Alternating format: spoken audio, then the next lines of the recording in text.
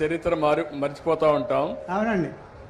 మళ్ళీ గుర్తు చేసుకుంటే చరిత్ర గుర్తొస్తుంది. అవును సార్. ఇదే రోజు 47 సంవత్సరాల కంటే ముందు నేను మొట్టమొదటిసారిగా అసెంబ్లీకి అడుగుపెట్టాను. ఇప్పుడు 41 సంవత్సరాలుగా అసెంబ్లీలో ఉన్నాను. ఈ రాష్ట్రంలో ఎవరికీ దక్కని గౌరవం దక్కింది. ఒక మాటలో చెప్పాలంటే ఇది అసాధారణమైనటువంటి గౌరవం.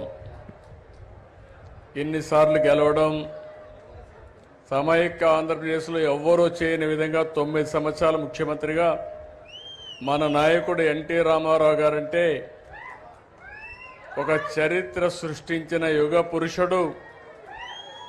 అలాంటి యుగ పురుషుడి దగ్గర నేర్చుకున్న తర్వాత 9 సంవత్సరాలు అందరికంటే ఎక్కువ సమయం ముఖ్యమంత్రిగా ఉండే అవకాశం మీరు నాకు ఇచ్చారంటే అదే నేను చూపించిన చొరవ, పట్టుదల.